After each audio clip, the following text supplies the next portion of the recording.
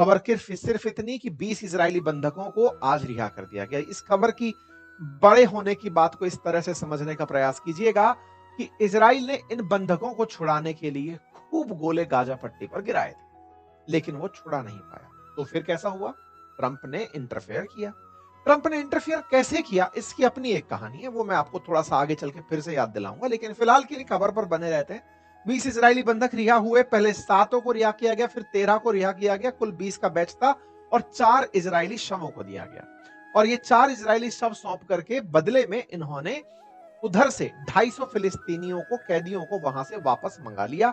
यानी इजराइल ने 250 को छोड़ा तो इधर से 24 छोड़े गए। इस प्रकार से हुआ। 4 ही शव लौटे, बाकी 24 के शव नहीं लौटे। ये सारी बातें तब हो रही थी जब प्रेसिडेंट ट्रंप अमेरिका से रवाना हो रहे थे। मतलब ये पूरी कहानी जो रची गई थी, इसके पीछे को मैं हल्के से ब्रीफ कर देता हूं ताकि आप रिलेट कर पाएंगे सारी चीजों को।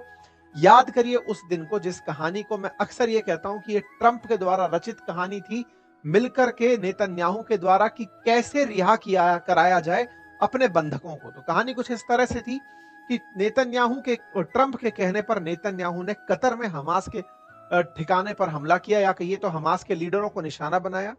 कतर इस बात पर खफा हुआ। कतर खफा हुआ तो इस बात पर वो अमेरिका के खिलाफ होने के लिए कि आपने मेरी सुरक्षा नहीं करी, इजराइल ने आपके कहने पर मुझे मार दिया, हमारे यहां गोला मार दिया, हमारी संप्रभुता का उल्लंघन कर दिया, आपका सेंटकॉम का मुख्यालय है हमारे यहां पर, फिर भी इसने हमको गोला मार दिया, आपके होते हुए कोई हमें कैसे गोला मार सकता है। कतर खूब बौखलाया। कतर ही एकमात्र ऐसा मिडिल ईस्ट में देश था जिसकी ईरान से भी उतनी ही अच्छी बनती है जितनी सऊदी से बनती है। एकमात्र ऐसा मध्यस्थ कंट्री जिसकी अफगानिस्तान से भी बनती है, तो पाकिस्तान से भी बनती है, तो इराक से भी बनती है।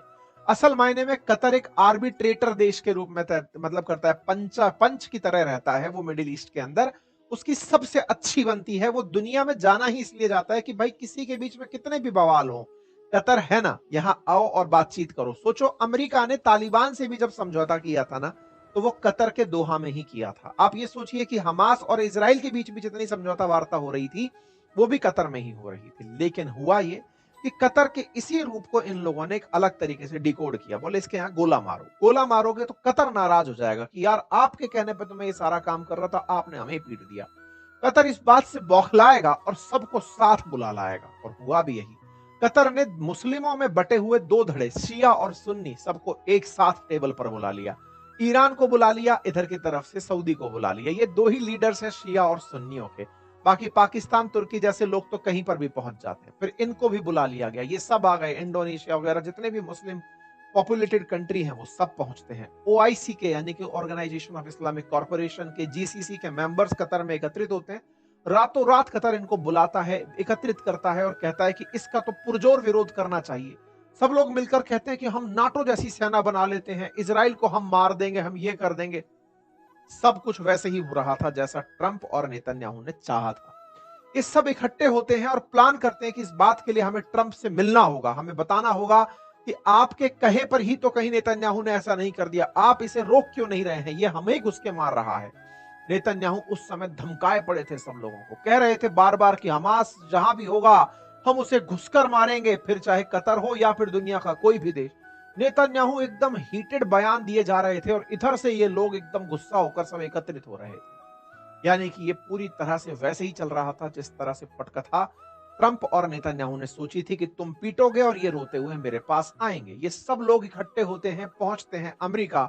यूएनजीए की बैठक के बहाने ये सब लोग ट्रंप से मिलने पहुंचते हैं और पहुंच करके उनसे कहते हैं कि साहब इजराइल को रोको, वो हमारे देशों के अंदर हमले कर रहा है, हमारे पास न्यूक्लियर बॉम्ब नहीं है तो क्या हुआ, आप तो हो हमारे पास, हमें आप तो बचाओ। ट्रंप ने कहा मैं देखो केवल तभी बचा सकता हूं क्योंकि नेतन्याहू इस समय फ्रस्ट्रेटेड हैं अपने बंधकों को लेकर के, जो कि इस समय हमास के पास गाजा में है।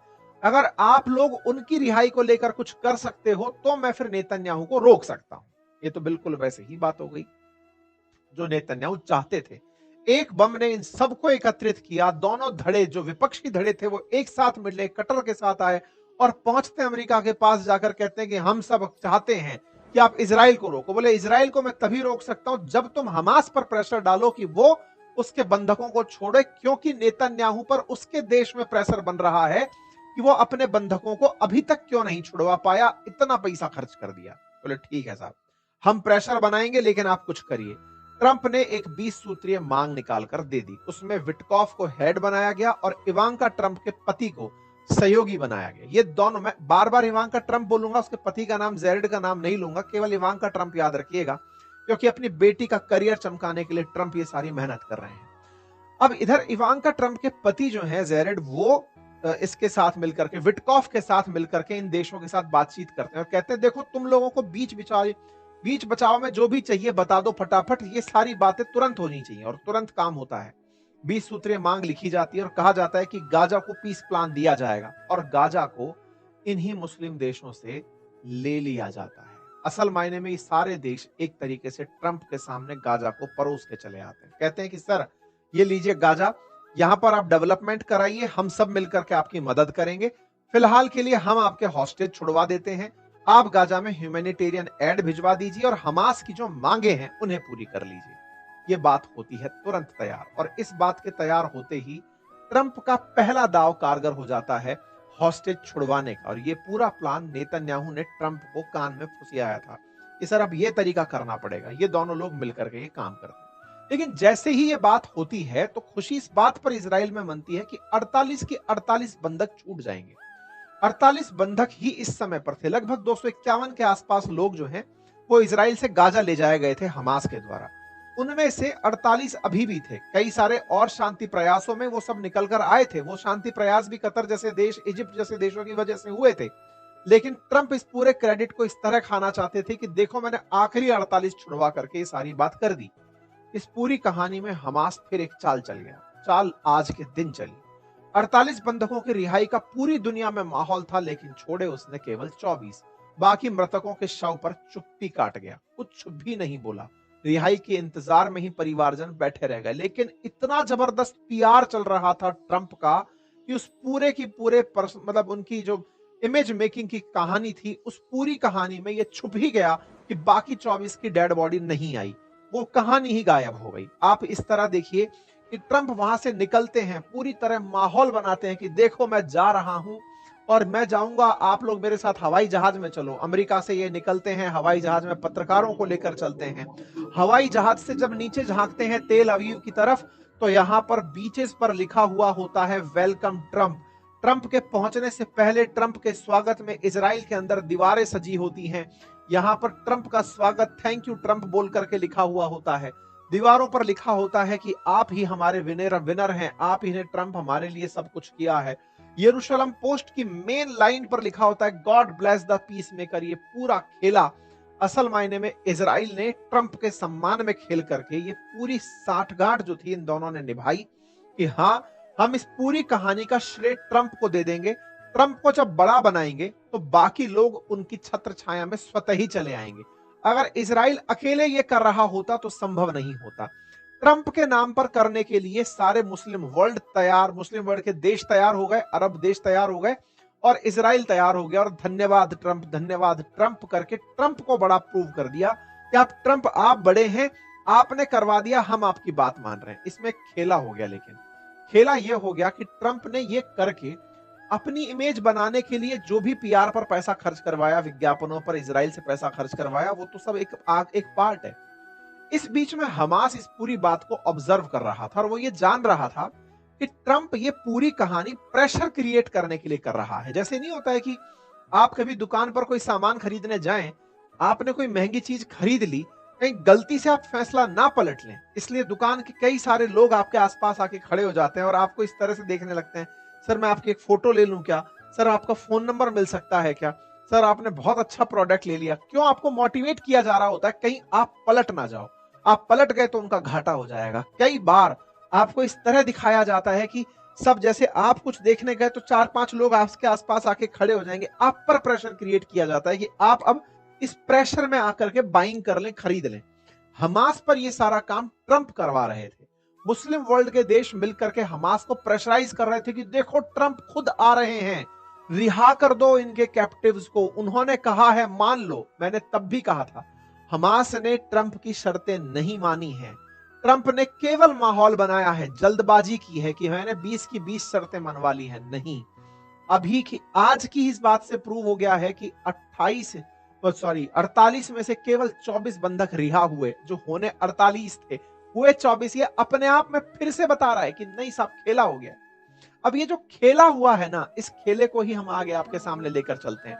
भाई साहब, ट्रंप आते हैं, पूरा माहौल बना हुआ है। इजराइल में आप पहुंचते हैं, तेल अवीव में सुबह 10 बजे आपका आगमन होता है। आप जब पहुंचते हैं तो इजराइल के राष्ट्रपति, याद रखिएगा भाई, इसाक हेरजोग जो है, ये यहाँ के राष्ट्रपति हैं। नेतन्याहू प्रधानमंत्री हैं। प्रधानमंत्री शासन चलता है, मतलब वहां पर संसदीय व्यवस्था है। ये यहाँ पर पहुंचते हैं, साथ में नेतन्याहू भी इन्हें रिसीव करने पहुंचते हैं। दोनों लोग रिसीव करते हैं, प्रेसिडेंट को लेकर के इजराइल पहुंचते हैं। एक तरह से यहाँ पर यह बात सिद्ध हो जाती है कि ये पूरी लड़ाई में दो पार्टी थी, एक हमास था और एक इजराइल था। ट्रंप इजराइल के साथ थे, उनका आगमन इस बात को दर्शाता है। ट्रंप ने इजराइल के लिए ही सब कुछ किया, ये बात दुनिया को समझ में आ जाती है। ये मुस्लिम देश आने वाले समय में खुद को ठगा हुआ महसूस करेंगे। इनका प्रोसेसर स्लो है, ये बाद में समझेंगे कि ये पूरा खेल ये दोनों लोग मिलकर कर रहे थे। अपन तो बार बार चिल्ला चिल्ला कर अपने हर सेशन में ये बात कह रहे हैं, और यही कारण है कि पाकिस्तान में तो अमेरिका का विरोध बहुत तेजी से होना शुरू हो गया है। अमेरिका के खिलाफ प्रदर्शन चल रहे हैं, 12 लोगों की मौत हो चुकी है वहां पर अमेरिका के खिलाफ। ये कि तुम गाजा के मामले में ट्रंप के प्लान में कैसे फंस गए, लेकिन इसके प्रेशर में फंस गए, मतलब प्रेशर बाइंग एक तरह से यहां पर हो गई। अब क्या है, ये लोग जो है ना, कुल मिलाकर के ट्रंप जो है आकर इजराइल ये बात प्रूव कर देते हैं। देखिए, अगर ट्रंप केवल इजिप्ट जाते जहां पर ये दोनों के बीच में समझौता हुआ था, तब तो ये बात सिद्ध होती कि हाँ भाई, ट्रंप ने वहां जाकर जहां दोनों पार्टी के मेंबर्स थे वहां पहुंच करके दुनिया को ये दिखा दिया कि मैं न्यूट्रल हूं। लेकिन ये सबसे पहले इजराइल पहुंचते हैं, इजराइल में इनका भव्य स्वागत होता है, और वहां जाकर के फिर ये पहुंच करके इनकी संसद में पहुंचते हैं। इनकी संसद को जैसे अपने यहाँ पार्लियामेंट है ना, ऐसे इनके यहाँ पे नेसेट कहा जाता है। ये यहाँ पर पहुंचते हैं, इनका सम्मान होता है, इनका यहाँ पर वेलकम होता है, सम्मान में भाषण और कसीदे पढ़े जाते हैं। ट्रंप उन हॉस्टेजेस के परिवारजनों से मिलते हैं जिनके बच्चों को हाल ही में रिहा किया गया है, जो जीवित बचकर लौटे हैं, उन लोगों से मुलाकात करते हैं। यहां पर नेतन्याहू इन्हें एक गोल्डन डोव भेंट करते हैं। इस तरह से इनका स्वागत होते हुए इन्हें इजराइल का सबसे बड़ा प्रतिष्ठित पुरस्कार भी दे दिया जाता है। प्रेसिडेंट ट्रंप को इजराइल का प्रेसिडेंशियल मेडल ऑफ ऑनर से भी सम्मानित कर दिया जाता है। इसी बीच में जब ट्रंप ये सब मतलब करने के लिए आ रहे हैं, अमेरिका से सुबह 10 बजे पहुंच रहे हैं इजराइल, इधर की तरफ सुबह सुबह उधर से हॉस्टेजेस की रिहाई शुरू हो चुकी है। ट्रंप को भी हुकुड़ दुकुड़ इस बात की लगी है कि कहीं हमास फिर से ना पलट जाए, पता चले मेरा आने का भी कोई महत्व नहीं रह गया। दो बातें अब तक हो चुकी हैं। ट्रंप इजराइल आकर के ये सिद्ध कर देते हैं कि वो इजराइल के साथ खड़े हैं।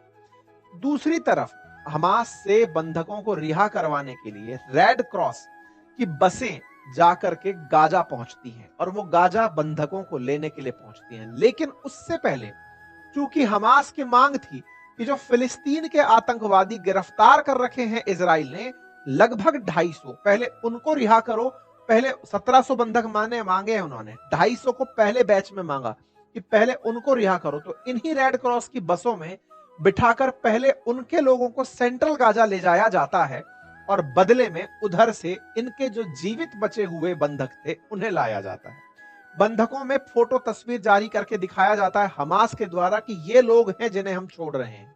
अगेन हमास ने यहां पर एक बात फिर से प्रूव कर दी, और वो ये कि दुनिया की तमाम शक्तियां, या फिर कहिए कि इजराइल के साथ अमेरिका खड़ा था, इजराइल दुनिया की सबसे बेहतरीन तकनीकी लेकर के हमास से लड़ रहा था, उसके बावजूद अंतिम समय तक वो इन बंधकों का पता नहीं लगा पाया। हमास ने ही अल्टीमेटली ये बताया कि ये लोग हैं हमारे पास जिन्हें हम रिहा कर रहे हैं। इसीलिए मैं इस घटना को सबसे बड़े बंधक रिहाई कार्यक्रम के रूप में मानता हूं। मेरा मानना यह है कि जब दुनिया की सारी ताकतें इनसे, इन आतंकवादियों से, इन लोगों को छुड़वाने में जुटी हों, लेकिन वो इस जिद पर कायम थे कि हम इन्हें नहीं छोड़ेंगे। लेकिन एक बात मैं यहां पर आपको बता दूं, हमास जिसे इजराइल आतंकवादी मानता है, भारत उसके ऊपर कोई टिप्पणी नहीं करता है। हमास असल मायने में गाजा के अंदर वैसे ही प्रतिनिधित्व चाहता है जैसे अफगानिस्तान के अंदर तालिबान चाहता है। हमास का रोल वही है जैसे इसमें अफगानिस्तान में कभी तालिबान का हुआ करता था। वो गाजा के अंदर अपनी सत्ता चाहता है, और ऐसे में उसके साथ बिना पब्लिक सपोर्ट के ये संभव ही नहीं था कि ये 20 के 20 बंधक ऐसे ही रह जाते। ये प्रश्न विचारणीय है। मैं इसे हमास की जीत के रूप में देखता हूं। और वो क्यों देखता हूं? क्योंकि जब दुनिया उसके सामने खड़ी है कि भाई इन्हें रिहा कर दो, वो आखिरी दिन तक भी 48 लोगों को रिहा नहीं करता है।